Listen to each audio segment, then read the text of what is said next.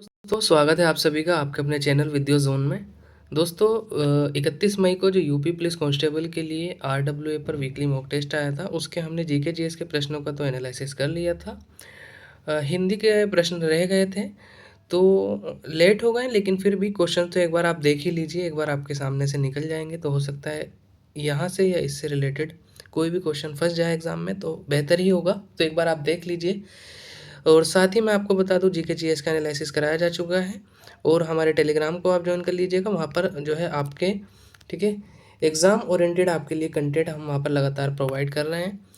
देखिएगा विद्या जोन ये टेलीग्राम है, यहाँ पर आपको इसका लिंक मिल जाएगा विद्या_जोन। इसको मैं वीडियो के कमेंट बॉक्स में भी पिन करा दूंगा, साथ ही डिस्क्रिप्शन में भी मिल जाएगा। देखिए यहाँ पर ये सोशल मीडिया से रिलेटेड कंटेंट डाला गया है क्योंकि एग्ज़ाम्स के लिए जो है आपके काफ़ी इंपॉर्टेंट है। सोशल मीडिया से भी एक दो प्रश्न ज़रूर ही पूछे जाते हैं, ठीक है। बाकी यहाँ पर पीवाईक्यू बेस्ड शॉर्ट नोट्स पड़े हुए हैं, जब फाइल सेक्शन में आप जाकर के देखेंगे शिखर सम्मेलन, महत्वपूर्ण सैन्य अभ्यास, उत्तर प्रदेश, महत्वपूर्ण करंट अफेयर्स, तो वो सब चीज़ें आपको यहाँ पर मिल जाएंगी। यूपीएसआई में आपने देखा ही था प्रीवियस ईयर के जो शॉर्ट नोट्स हमारे द्वारा बनाए गए थे, ठीक है। तो आइए शुरू करते हैं बिना किसी देरी के अपने प्रश्नों को। हिंदी के 37 प्रश्न होते हैं, उनको देखेंगे कौन कौन से प्रश्न हैं। आइए यहाँ पर क्वेश्चन नंबर आपका शायद 51 से हिंदी स्टार्ट होता है, तो 51 से हिंदी के प्रश्नों को हम देखते हैं। आइए तो पहला प्रश्न क्या है हिंदी का, ठीक है, ये 31 मई वाला है। हिंदी का पहला प्रश्न 51 से स्टार्ट है। पहला प्रश्न आपका शाह और सा वर्णों के उच्चारण स्थान क्रम से कौन कौन से हैं। तो तालु और मूर्धा, मूर्धा और तालु, कंठ और तालु, दांत और ओष्ठ, ठीक है। देखिए शाह की अगर हम बात करें तो शाह आपका कहाँ से उच्चरित होता है, ये तालु से उच्चरित होता है, ठीक है। और आपका जो सा है, ठीक है, सा ये मूर्धन्य होता है, ठीक है। तो आपका आंसर हो जाएगा ए आंसर यहाँ पर आपका करेक्ट हो जाएगा, तालु और मूर्धन्य। देखिए यहाँ पर अगर हम बात करें तो तालव्य के अंतर्गत कौन कौन से आते हैं, ठीक है। छोटी ई बड़ी ई दोनों आती हैं, ठीक है। चा वर्ग पूरा तालव्य में आता है, ठीक है। चाचा जाझा अंग और या भी जो है तालव्य में आता है। शावर्ण की अगर हम बात करें तो ये मूर्धन्य होता है और इसके साथ ही री और टा वर्ग पूरा मूर्धन्य होता है, ठीक है। टाठा डाढ़ा अणा और रा भी जो है मूर्धन्य होता है, ठीक है। तो ये आपका इसका आंसर हो जाएगा ए। नेक्स्ट है संपाद और भीड़ शब्द संज्ञा की किस श्रेणी में आते हैं, ठीक है। संपाद और भीड़ शब्द संज्ञा की किस श्रेणी में आते हैं, व्यक्तिवाचक, जातिवाचक, समूहवाचक और भाववाचक, ठीक है। तो देखिए यहाँ पर मुझे लगता है इन्होंने ये यहाँ पर संपाद शब्द गलत दे दिया है, ठीक है, क्योंकि संपाद शब्द क्या होता है मुझे तो कुछ समझ में आ नहीं रहा है, लेकिन मैं यहाँ पर भीड़ से आइडिया लगा सकता हूँ, ठीक है। भीड़ क्या होता है आपका समूहवाचक होता है, तो सी ऑप्शन यहाँ पर आपका करेक्ट हो जाएगा। संज्ञा के मुख्य रूप से 3 ही भेद होते हैं, व्यक्तिवाचक, जातिवाचक और भाववाचक, ठीक है। व्यक्तिवाचक, जातिवाचक और भाववाचक। आगे चलते हैं। नेक्स्ट क्वेश्चन आपका जैसा देश वैसा भेष, इस लोकोक्ति में जैसा कौन सा सर्वनाम है, ठीक है। जैसा देश वैसा भेष में कौन सा सर्वनाम प्रयुक्त हुआ है, निश्चयवाचक, संबंधवाचक, प्रश्नवाचक और अनिश्चयवाचक, ठीक है। तो देखिए जैसा वैसा, तो यहाँ पर क्या है, एक संबंध बन रहा है। देखिए वाक्य में जैसा और वैसा शब्द दो अलग अलग बातों या उपवाक्यों के बीच संबंध को प्रकट कर रहे हैं, तो यहाँ पर संबंधवाचक हो जाएगा आपका बी ऑप्शन यहाँ पर एकदम करेक्ट हो जाएगा, ठीक है। नेक्स्ट क्वेश्चन पर चलते हैं। और हिंदी में सर्वनाम के कुल 6 भेद होते हैं, ये भी आप जानते चलें, पुरुषवाचक, निश्चयवाचक, अनिश्चयवाचक, संबंधवाचक, प्रश्नवाचक और निजवाचक, ठीक है। तो चलते हैं नेक्स्ट क्वेश्चन पर।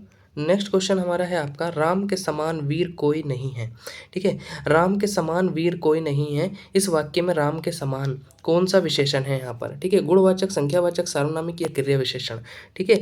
तो ये गुण को प्रतीत कर रहा है, राम जी के गुण को यहाँ पर बताया गया है, तो गुणवाचक हो जाएगा, ए ऑप्शन यहाँ पर आपके करेक्ट हो जाएगा, ठीक है।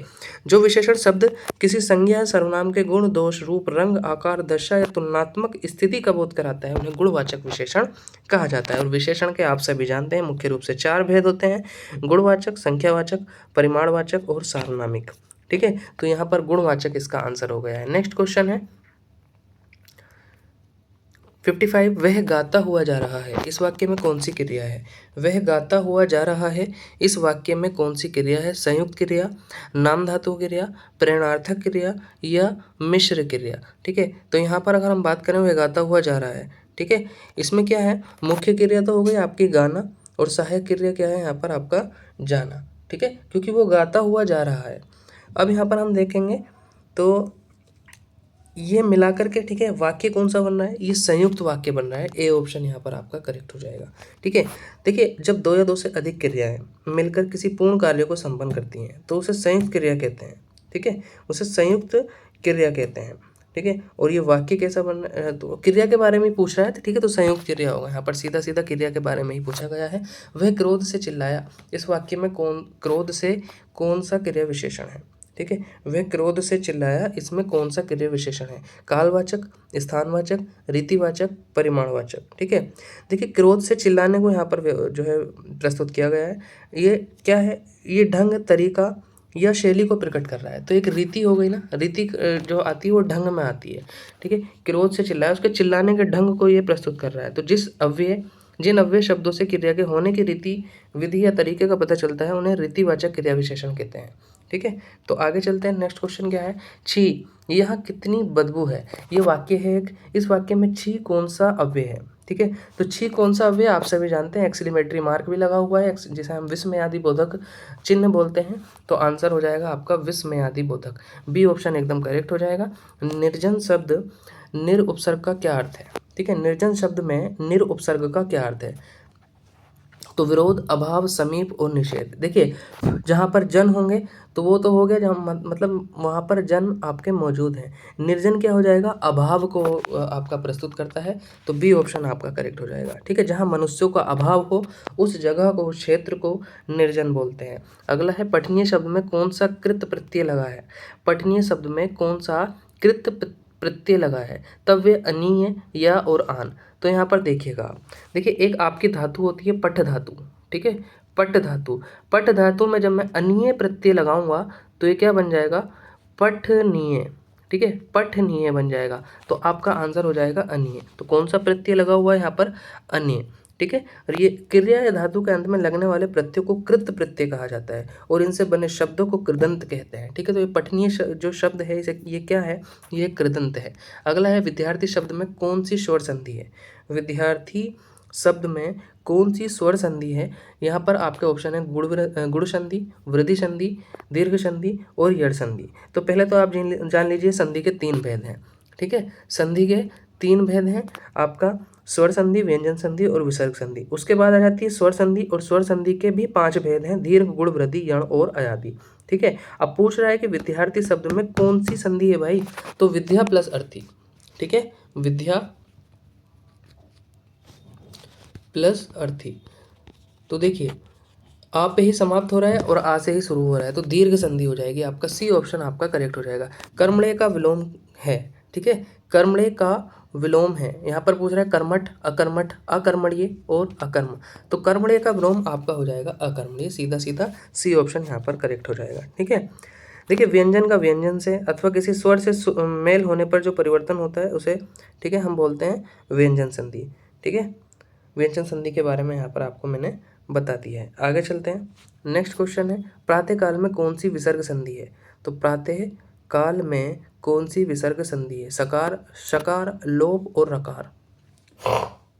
तो विसर्ग संधि को भी यहाँ पर थोड़ा आगे डिटेल में पूछ लिया है, सकार, सकार, लोप और रकार।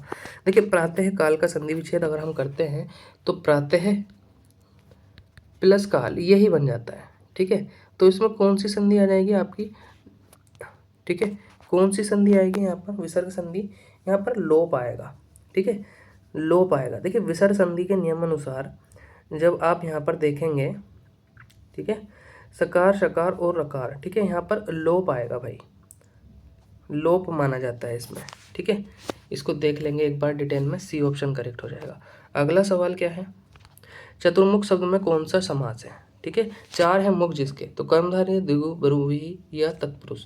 तो चतुर्मुख शब्द में कौन सा समास है, ठीक है। तो यहाँ पर देखिए, बहुव्रीहि समास है, जब अन्य पद प्रधान हो तो बहुव्रीहि समास होगा। यहाँ पर 4 है मुख जिसके, अर्थात ब्रह्मा जी के, किसके मुख 4 हैं, ब्रह्मा जी के।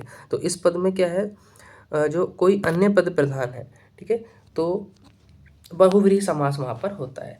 आगे चलते हैं नेक्स्ट क्वेश्चन पर, संस्कृत शब्द हस्ती का सही तद्भव क्या है? ठीक है, हस्ती का सही तद्भव क्या है? हाथ, हाथी, हस्ती और हथिनी।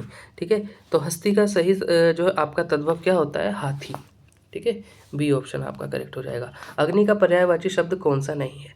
ठीक है, तो अग्नि का पर्यायवाची शब्द कौन सा नहीं है?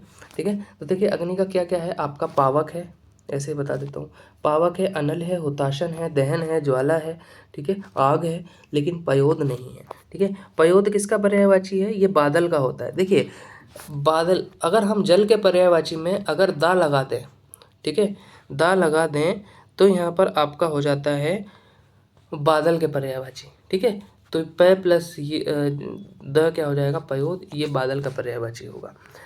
क्वेश्चन नंबर 66 है, उद्वेल का सबसे उपयुक्त विलोम शब्द क्या है? ठीक है, उद्वेल का सबसे उपयुक्त विलोम शब्द क्या है? निर्बल, शांत, अधीर और आहूत। ठीक है, उद्वेल का मतलब क्या होता है? जो चंचल हो, जो उथल पुथल से भरा हुआ है, उत्तेजित हो, उसको उद्वेल कहते हैं। ठीक है, तो इसका अपोजिट क्या होगा? शांत होगा, शांत होगा। अगले सवाल पर चलते हैं, रस शब्द का अनेकार्थी शब्द कौन सा नहीं है? ठीक है, रस शब्द का अनेकार्थी शब्द कौन सा नहीं है? ठीक है, तो देखिए जल को भी रस कहा जाता है, स्वाद रस में अनेकार्थी शब्द आता है, काव्य का प्राण ये भी होता है, लेकिन गंध रस का अनेकार्थी शब्द नहीं होता है। आगे चलते हैं, पंकज शब्द किस श्रेणी में आता है? ठीक है, पंकज शब्द किस श्रेणी में आता है? तो यहाँ पर अगर हम बात करें ऋणी, यौगिक, योग ऋण या यौगिक ऋणी। ठीक है, तो देखिए पंकज जो बना है वो पंक प्लस ज से बना है। ठीक है, तो पंक का मतलब होता है कीचड़। ठीक है, और ज सा मतलब होता है उत्पन्न होना। ठीक है, जैसे अंडज मतलब अंडे से बना हुआ, पंकज मतलब पंक जो है आपका कीचड़ से बना हुआ। ठीक है, पंक का मतलब होता है कीचड़। ठीक है, और ये किसका पर्यायवाची है? कमल का पर्यायवाची भी है। ठीक है, कीचड़ में उत्पन्न होने वाला, तो ये क्या है? एक योग ऋण, ये आपका योग ऋण शब्द है। ठीक है, योग रूढ़ी या योग ऋण, तो सी ऑप्शन यहाँ पर करेक्ट हो जाएगा। 69 है हमारा। संतान शब्द का लिंग क्या है? ठीक है, पुल्लिंग, स्त्रीलिंग, नपुंसकलिंग और उभयलिंग। तो संतान, उसकी संतान हम बोलते हैं ना, उसकी 5 संतानें हैं, तो स्त्रीलिंग होता है। बी ऑप्शन यहाँ पर करेक्ट हो जाएगा। राम से गलती हो गई, इस वाक्य में से कौन सा कारक है? ठीक है, तो कर्ता ने कर्म को करण से। ठीक है, अब यहाँ पर पूछ रहा है आपका राम से गलती हो गई है। ठीक है, मतलब गलती किसने की है? कर्ता ने की है ना। जो मुख्य पात्र है उसने गलती की है, तो यहाँ पर आप उसको करण पर मत ले जाना, यहाँ पर कर्ता कारक होगा। ठीक है, राम से जिससे गलती हुई, कर्ता ने, गलती किसने की है? कर्ता ने की है, राम ने की है, तो यहाँ पर आपका हो जाएगा कर्ता कारक। ध्यान से, जब वाक्य कर्मवाच्य भाववाच्य की स्थिति में होता है या असमर्थता सूचक वाक्य संरचना होती है, तो कर्ता के साथ से या के द्वारा विभक्ति का प्रयोग किया जाता है। यह राम क्रिया का संपादन करने वाला है, अतः कर्ता कारक होगा। यहाँ पर राम के द्वारा गलती हो गई। मुझसे ये भारी काम नहीं होगा, ये किस वाच्य का उदाहरण है? ठीक है, ये किस वाच्य का उदाहरण है? मुझसे ये भारी काम नहीं होगा। कर्तवाच्य, कर्मवाच्य, भाववाच्य या हेतुवाच्य? नेक्स्ट ऑप्शन है आपका हेतुवाच्य। तो यहाँ पर मुझसे ये गलती भारी काम नहीं होगा। ठीक है, वाक्य में जो कर्म प्रधान है, काम को ये डिनोट कर रहा है। ठीक है, तो यहाँ पर क्या हो जाएगा आपका? कर्मवाच्य हो जाएगा। ठीक है, नेक्स्ट क्वेश्चन पर चलते हैं, 72 पे। निम्नलिखित में से कौन से वर्तनी की दृष्टि से पूर्णतः शुद्ध शब्द कौन सा है? निम्नलिखित में से वर्तनी की दृष्टि से पूर्णतः शुद्ध शब्द कौन सा है? तो त्रिभुज, आशीर्वाद, उज्ज्वल, निसंदेह। ठीक है, तो कौन सा सही है भाई? त्रिभुज तो गलत है, क्योंकि छोटे ऊ की मात्रा आएगी। ठीक है, त्रिभुज तो गलत है। आशीर्वाद भी गलत है, यहाँ पर वाह के ऊपर आएगा रा जो टंग रहा है ऊपर। उज्ज्वल ठीक है। ठीक है, निसंदेह भी गलत है, यहाँ पर क्या लगता है? ठीक है, निसंदेह, विसर्ग लगता है यहाँ पर, निसंदेह। तो आपका सी ऑप्शन करेक्ट हो जाएगा। ठीक है, सी ऑप्शन उज्ज्वल सही है, दोनों जा छोटे होते हैं उज्ज्वल में। 73वां प्रश्न है, निम्नलिखित में से कौन सा वाक्य शुद्ध है? शुद्ध वाक्य बताना है भाई। मुझे उस पर क्रोध आया, मुझे उस पर क्रोध आता है, मुझको उस पर क्रोध आया, मुझसे उस पर क्रोध आया। तो सीधा सीधा आपको पहला ही वाक्य सही लग रहा होगा, मुझे उस पर क्रोध आया, गुस्सा आया। ठीक है, एड़ी चोटी का पसीना एक करना, इस मुहावरे का अर्थ क्या होगा? बहुत घबराना, अत्यधिक परिश्रम करना, बीमार पड़ जाना, हार मान लेना। ठीक है, तो तो क्या होगा भाई, यहाँ पर एड़ी चोटी का पसीना बहाना मतलब अत्यधिक परिश्रम करना। ठीक है, कुछ यहाँ पर मैं आपको मुहावरे बताता हूँ। 9 2 11 होना, भाग जाना, दांतों तले उंगली दबाना, आश्चर्यचकित होना, अंगूठा दिखाना, एन वक्त पर मना कर देना, खून खोलना, अत्यधिक क्रोध आना। ठीक है, क्वेश्चन नंबर 75 है, नाच न जाने आंगन टेढ़ा। ठीक है, जिससे कोई काम नहीं आता है तो वो क्या करता है, दूसरों पर जो है उस क्षेत्र को जो है यहाँ पर कुछ कमी निकाल देता है उसमें। तो आंगन का टेढ़ा होना, अपने दोस्त को दूसरे पर मरना, यहाँ पर नाचना सीखना कठिन है या बहाना बनाना, तो अपने दोस्त को दूसरों पर मरना। 76वां प्रश्न क्या है, चलत मोहन मृदुमंद बजत नुपुर झंझन, इस पंक्ति में कौन सा अलंकार है। ठीक है, तो कौन सा अलंकार है जी, अनुप्रास, यमक, उपमा और उत्प्रेक्षा। ठीक है, तो देखिएगा अनुप्रास, देखिए अलंकार का शाब्दिक अर्थ होता है आभूषण या गहना, और इसके दो भेद होते हैं, शब्द अलंकार और अर्थ अलंकार। ठीक है, अनुप्रास, यमक और श्रेयस अलंकार जो है ये शब्द अलंकार है। ठीक है, और यहाँ पर अगर हम बात करें तो चलत मोहन मृदु मंद बजत नुपुर झंझन। ठीक है, तो यहाँ पर माँ वर्ण की जो है आवृत्ति हो रही है, मोहन में, मृदु में, मंद में, तो अनुप्रास अलंकार हो जाएगा। जब एक ही वर्ण की आपत्ति जो है आवृत्ति होती है बार बार, तो वहाँ पर अनुप्रास अलंकार होता है। नेक्स्ट,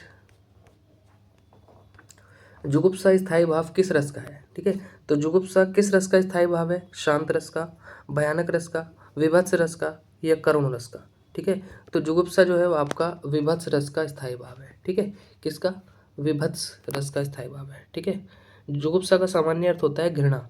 ठीक है, घृणा होता है। और शांत रस का स्थायी भाव निर्वेद या शम होता है। भयानक रस का स्थायी भाव भय होता है। करुण रस का स्थायी भाव शोक होता है। ठीक है, ध्यान रखना।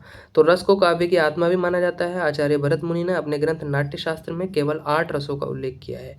ठीक है, लेकिन वर्तमान में रसों की कुल संख्या 11 मानी जाती है और मूल रूप से 9 ही स्वीकार किए जाते हैं, जिन्हें नव रस कहा जाता है। ठीक है, श्रृंगार रस को रसराज भी कहा जाता है, रसों का राजा कहा जाता है। इसका स्थायी भाव रति या प्रेम होता है। वीर रस का स्थायी भाव उत्साह और रौद्र रस का स्थायी भाव क्रोध होता है। तो मैंने सभी आपको बता दिए यहाँ पर। 78 दोहा छंद के विषम चरणों 1 और 3 में कितनी मात्राएं होती हैं। ठीक है, देखिए दोहा 4 चरण होते हैं दोहे में। ठीक है, 1 2 3 4।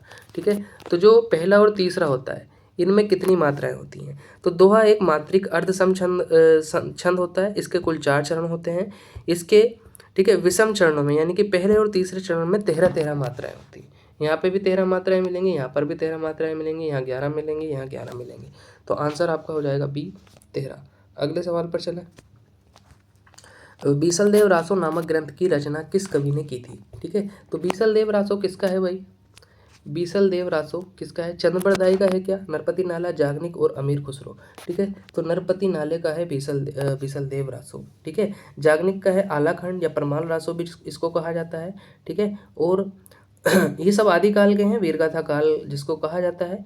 ठीक है, और अमीर खुसरो की क्या है, पहेलियां हैं।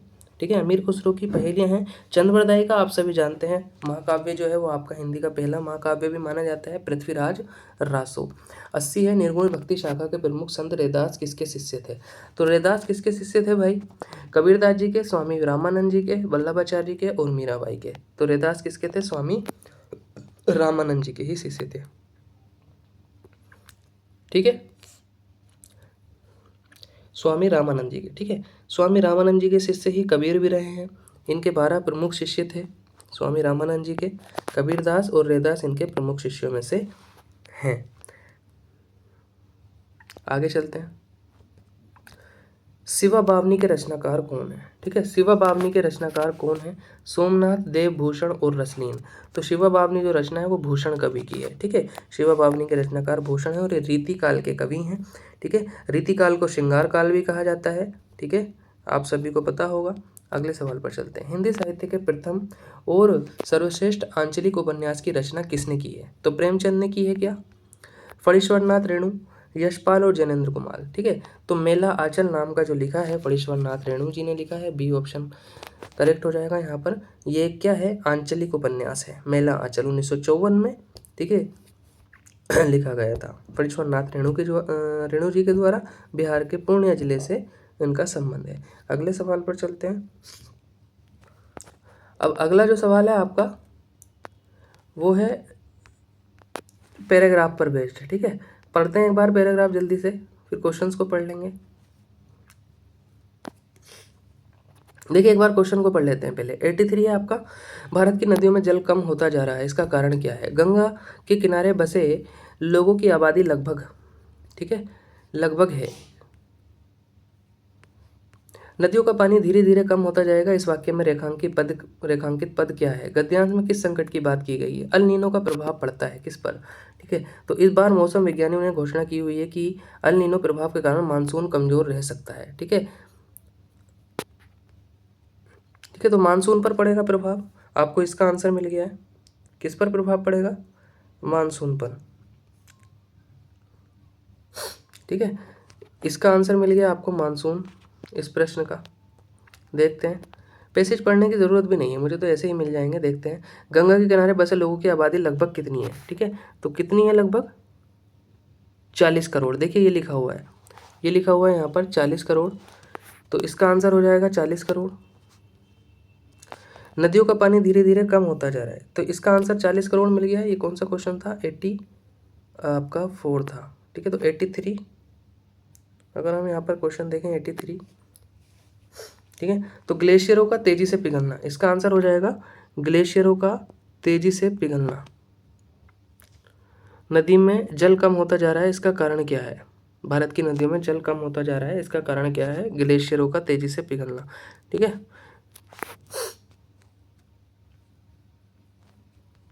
ग्लेशियर बताए जाते हैं, ठीक है, ये लिखा हुआ है। तो ये भी हो गया, ये भी हो गया, 83 एंड 84 हो गया है। नदियों का पानी धीरे धीरे कम होता जा रहा है, तो धीरे धीरे में क्या है? ठीक है, धीरे धीरे में जो ये रेखांकित पद है, ये क्या है? विशेषण है, क्रिया विशेषण है, क्रिया है या प्रविशेषण है? ठीक है, तो ये क्रिया विशेषण है, क्रिया की विशेषता बता रहा है ये, ठीक है। सी ऑप्शन यहाँ पर आपका करेक्ट हो जाएगा। तो 85वां भी हो गया। 86वां मैंने आपको अभी नहीं बताया, 86वां का आंसर क्या होगा? गद्यांश में किस संकट की बात की गई? खाद्य संकट की तो बात नहीं है, रोजगार संकट की भी नहीं है, मुझे लग रहा है जल संकट की बात की गई है, तो आंसर हो जाएगा आपका सी। और इसका आंसर मैंने आपको बता ही दिया है, मानसून पर। सी ऑप्शन यहाँ पर आपका करेक्ट हो जाएगा, ठीक है। तो ये लास्ट क्वेश्चन था हिंदी का, अल नीनो का प्रभाव पड़ता है मानसून पर, ठीक है। तो ये हिंदी का लास्ट क्वेश्चन था। एंड करते हैं वीडियो को। बहुत बहुत शुक्रिया आप सभी का, धन्यवाद। टेलीग्राम को ज्वाइन कर लीजिएगा, वहाँ पर आपको शॉर्ट नोट्स मिल जाएंगे एग्जाम ओरिएंटेड, ठीक है। जैसे आपका जीएसटी हुआ, विमुद्रीकरण, सोशल मीडिया, ठीक है, सतत विकास लक्ष्य, वन डिस्ट्रिक्ट वन प्रोडक्ट, ये सब मैं आपको वहाँ पर वीडियो के माध्यम से कराने जा रहा हूँ। थैंक यू सो मच, धन्यवाद, जय Hind, all the best for your exam.